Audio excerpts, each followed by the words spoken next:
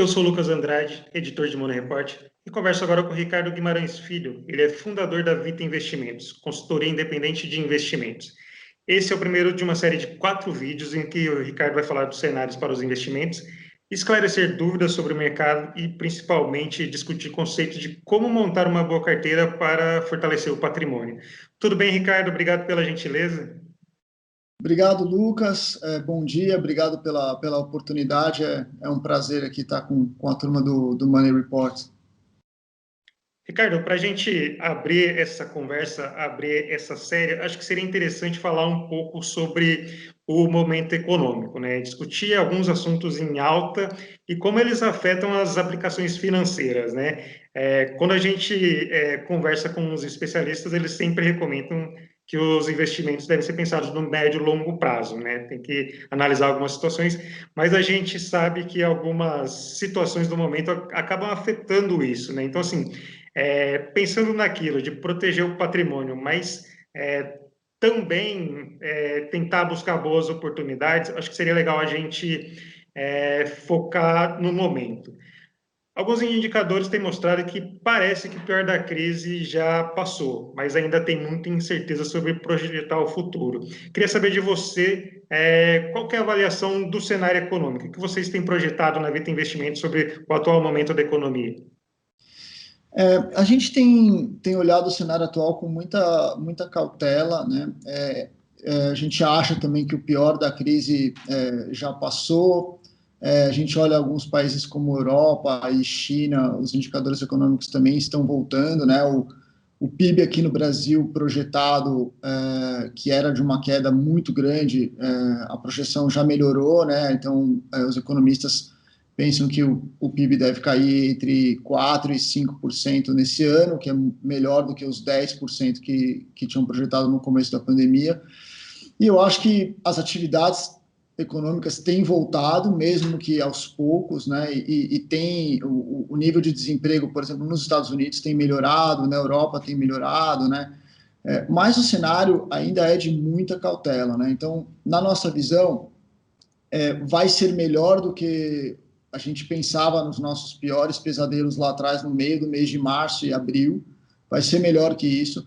Mas algumas das coisas, elas vão demorar mais do que a gente espera para voltar, né? Então, às vezes a gente vê que está voltando rápido agora e já projeta que tudo vai voltar ao normal já no ano que vem, né? Mas eu acho que é um processo longo. Eu acho que os investidores têm que se defender super bem dos próximos meses, ou seja, do ano de 2021, né? Muitas das coisas que a gente está fazendo hoje vão ter consequências em 2021, né? Então, toda essa injeção de dinheiro que foi feita na economia, toda essa parte assistencial, né? Todas as políticas que estão sendo feitas agora, elas têm um efeito imediato de defender o pior da crise, mas elas também têm um efeito de longo prazo, né? Não é sempre uma troca, né? Você está trocando um alívio momentâneo por um problema de longo prazo. Então, assim, a gente olha com cautela porque a gente acha que os governos têm que fazer todo o trabalho do começo ao fim, e não só esse primeiro impulso que salva a economia e a bolsa reage, os juros reagem, o dólar reage, tudo reage bem, e lá na frente você está contratando um outro problema, né? Tanto no Brasil quanto lá fora, né? Então, mesmo nos Estados Unidos, com toda essa injeção de dinheiro, auxílio-desemprego aumentando bastante, né? Eles mantiveram mais um pouco os dólares pagos para as famílias. O Trump agora, via ordens executivas, fez algumas coisas que o Congresso não queria passar, que é corte de impostos, essas coisas.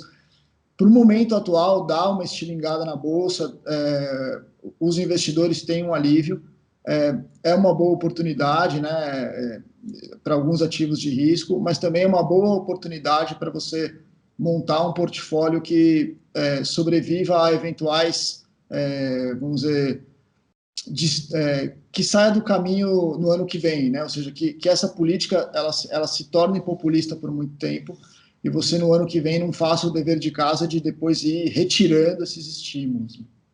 Então, ainda dentro disso, né, vários especialistas têm apontado que agora no terceiro trimestre a recuperação econômica deve ser bem rápida. Assim, a gente pode falar uma recuperação em V, só que existe a cautela em relação ao quarto trimestre, principalmente por conta do fim do auxílio emergencial. E aí tem uma situação bem curiosa dentro do governo, né? A gente vê que o governo sempre tem alguma turbulência que é criada pelo próprio governo, né? E parece que a principal delas agora é com relação ao teto de gastos, né? Tem uma ala do governo que é uma ala mais fiscalista, né? Que defende essa volta do compromisso com o ajuste fiscal, uma agenda mais reformista. Só que tem agora uma outra ala que a gente pode chamar de desenvolvimentista, que é aquela que projeta uma recuperação com base em obra pública, né? Construção de ponte, de viaduto, de estrada e tudo mais. Como vocês enxergam essa disputa dentro do governo e como isso pode afetar a retomada e principalmente como o investidor precisa ficar atento aí nesse jogo? A gente vê com muita cautela e preocupação essa questão do teto dos gastos, embora no nosso cenário ele não vai ser furado, tá? A gente acha que tem um comprometimento ali do Congresso, do Rodrigo Maia e do presidente do Senado com relação a isso. Acho que seria uma perda de credibilidade muito grande para o país. Então, assim, não, a questão da retomada não é só você ir lá e construir ponte, estrada, essas coisas, né? Tem uma questão de credibilidade, de trazer investimento externo. Isso ajuda você a segurar um pouco o dólar, né? Com relação a como o diferencial de juros hoje é muito baixo entre Brasil e Estados Unidos. Você tem um dólar mais alto, mas se você tem um investimento de economia real, ou seja, dinheiro de estrangeiro vindo para o Brasil para fazer investimentos, você consegue controlar isso. Então, assim, eu acho que olhando como um todo, eu acho que a parte fiscalista do governo, como você mencionou, deve ganhar. Tá? A gente acha que estourar o teto dos gastos seria algo muito ruim, né? Hoje você tem no Brasil um juro de 2%, né, curto, mas os juros para 2025 já estão para mais de 5% e para 2030 já estão para mais de 7%. Então, assim, o mercado ele já está um pouco ansioso com relação a essa questão do teto e projetando, em contrapartida, juros altos para longo prazo, né? É o que a gente chama de curva inclinada, né? Ou seja, o juro curto está baixo, o juro longo está alto. O que você queria ter num cenário de uma recuperação sustentável é um juro curto baixo, um juro longo razoavelmente baixo também, né? Que mostra uma credibilidade do país. Então, assim, a gente entende que é um momento muito tenso, né, entre os poderes, porque a tentação de você fazer coisas populistas e dar um choque na economia de curto prazo, ela é grande, né, essa tentação. Você pagar R$ 600 por família até o final do ano, né, isso é espetacular, né? Não sei se você viu os números de consumo, mas os números de consumo subiram no Brasil, mesmo na crise que a gente tem, por conta desse cheque de R$ 600, né? Teve até o caso da pobreza extrema, acho que reduz está o menor patamar da história por conta desse auxílio, né? Isso, mas esse erro a gente já fez em 2013, 2012, 2014, né? Então, assim, o pior seria a gente fazer esse erro de novo, ou seja, ficar com esse programa por muito tempo, estourar as contas públicas e aí ter que recomeçar tudo de novo, né? Eu entendo, assim, o próprio presidente tem dado declarações de que é insustentável R$ 600 até o final do ano, então isso mostra para a gente que um mínimo de compromisso com essa parte das contas tem. Como eu falei, Congresso e Senado, Câmara dos Deputados e Senado tem mostrado um compromisso com isso, né? E você tem algumas outras coisas que ajudar, né? Que é a liberação de FGTS, essas coisas que não necessariamente impactam as contas públicas diretamente, né? Então, o resumo a gente vê com muita preocupação essa questão do teto dos gastos, porém a gente ainda acha que isso vai ser mantido. Você mencionou sobre a taxa básica de juros, né, que atualmente está em 2% ao ano, e na última reunião do Copom, o Banco Central sinalizou que pode ter algum ajuste, aí, algum novo corte. Como você percebe isso projetando no longo prazo? Você falou que a perspectiva é de esses juros aumentarem nos próximos anos. Para o investidor, o que ele precisa ficar atento? Tanto agora para aproveitar as oportunidades, quanto projetando esse longo prazo, sei lá, uns próximos 10 anos. Eu acho que, embora o Banco Central tenha deixado essa porta aberta, é difícil ele baixar os juros mais enquanto tiver todo esse barulho fiscal, vamos dizer assim, né?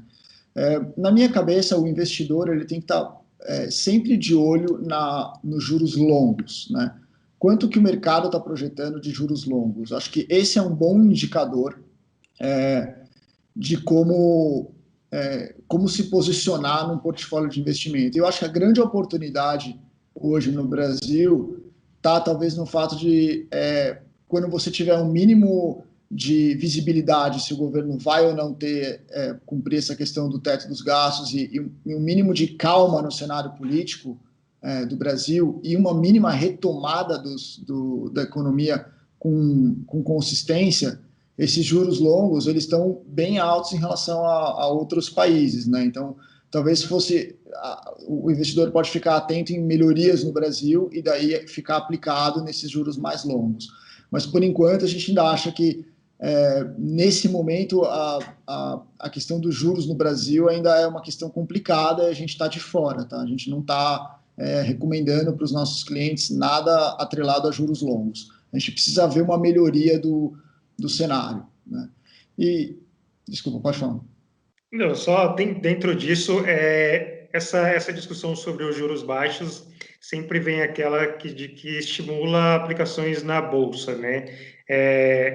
Como você vê isso? Existe a bolsa, você acha que está inflacionada? Existe alguma bolha? Como que você vê esse movimento da bolsa atualmente no país?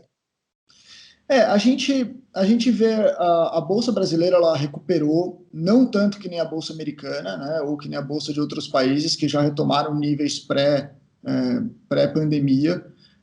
A gente acha que ainda tem um valor na Bolsa brasileira para boas empresas, mas eu acho que ainda tem algumas empresas que estão numa espécie de... estão sobrevalorizadas, né, vamos dizer assim. Então, a nossa parte de bolsa, a nossa alocação em bolsa no Brasil, a gente delega para alguns gestores que a gente entende que estão olhando essas discrepâncias. Então, assim, na bolsa brasileira hoje tem boas empresas baratas e tem empresas ruins caras.